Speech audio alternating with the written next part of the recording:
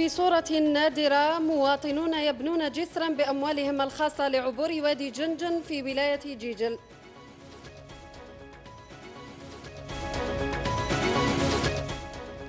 ممهلات عشوائية، اهتراء الطرقات، ازدحام مروري ومشاكل أخرى يعانوها سكان بلدية كاليتوس بالعاصمة.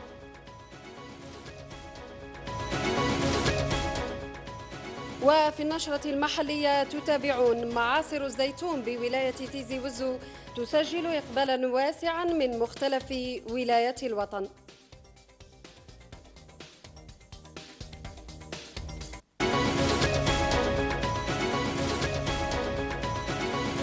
نشرة الأخبار المحلية من زين نيوز، أهلا بكم إلى التفاصيل. البداية من ولاية جيجل وتحديدا من بلدية بودريعة التي ذاق سكانها ذرعا بتجاهل السلطات لخطر وادي جنجن الذي حصد أرواح الكثير من سكانها، فقرروا إنجاز جسر لعبوره بأموالهم الخاصة. المزيد مع نجاة سوكو في هذا الروبورتاج. هكذا هي معاناة سكان منطقة بن فرح التابعة لبلدية بودريعة بن يرجيس في ولاية جيجل. هنا يخاطر أهالي المنطقة بحياتهم من أجل عبور وادي جنجن الذي يرتفع منسوب مياهه على الآخر أيام فصل الشتاء، وهنا حصدت أرواح كثيرة بسبب انعدام جسر للعبور فوقه. هنايا من بكري وحنا نقطع هنا في الواد هذا ودانا 8 الناس 8 الناس داهم فيهم كاينين ديما لقيناهمش من مرة، ولقينا 2 الناس الاخرين راحوا لليوم ما لقيناهمش. سكان بن فرح يرفعون التحدي للتخفيف من معاناة تنقلاتهم اليومية بإنجاز جسر من شأنه أن يفك العزلة عنهم ويسهل تنقلاتهم من وإلى المنطقة في ظل انعدام الطريق، معتمدين في ذلك على إمكانياتهم الخاصة، مجسدين ذلك في حملة تطوعية من أبناء المنطقة أو ما يعرف بالتويزة.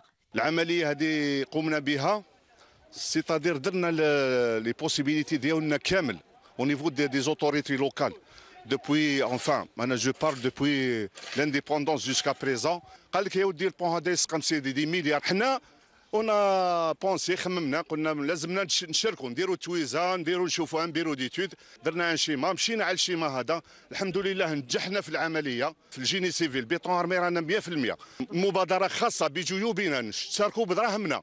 كاين مسكين اللي فقير هو اللي فتح لنا الجلسه يعطيه الصحه. كتعلم خصها التريسيتي ما كاش، الماء ما كاش، الطريق ما كاش، الواد تشوف فيه اليوم كيما كانوا حبي كل الواد ولا صغير الماء ما كاش والاخر من نهار كاين الاخر كتعود الشتاء ها على بالك ما كاش واحد. واد جنجن معروف ما كاش واحد اللي يقدر يحط رجلو فيه. جات في بالي فكره هذه، فكره نتاع انشاء هذا الجسر المعلق. درنا اتفاق مع الناس والدنيا وجرينا ولايمنا شويه صوارد وانطلقنا في المشروع. تشوف حنا السكان هنا راهم كاين الناس اللي ساكنين وكاين ناس بزاف اللي راهم حابين يرجعوا لنظرا للظروف القاسيه اللي يعيشوها لتحت. طبعا كما تعرفوا هذا المشتى هذه تعزلت الواد، هذا السبب هو اللي خلاها معزوله. الناس يعني نقولوا تركوا المنطقه هذا لسببين، السبب الاول العزله والسبب الثاني الوضعيه اللي عرفتها البلاد بصفه عامه. قاطنو المنطقة نشدوا السلطات المحلية مرارا وتكرارا لكنهم لم يجدوا آذانا صاغية، وبقيت المعاناة تلازمهم منذ فجر الاستقلال. احنا اكشف رانا مرسول جايين رايحين طلبنا القنطره قال لك وين، ومن بعد الغاوه طلبنا التريسيتي 2011 الغاوه قال لازم 18 دار. حنا كاينه 70 دار ما نقعدوش نقعدوا في الظلمه والواد والشتاء. يفتحوا لنا القنطره والتريسيتي يا خويا حنا رانا 70% رانا نولي. إذا السلطات عجزت عن إنجاز الجسر بسبب تكلفة المشروع الباهظة حسب تصريح المصالح التقنية على مستوى بلدية بودريعة بن يرجيس لقناة زير نيوز، ليتحدى بذلك مواطن بن فرح تقشف الحكومة معتمدا على سواعده في فك عزلته. من شرق البلاد إلى عاصمتها، والزائر لبلدية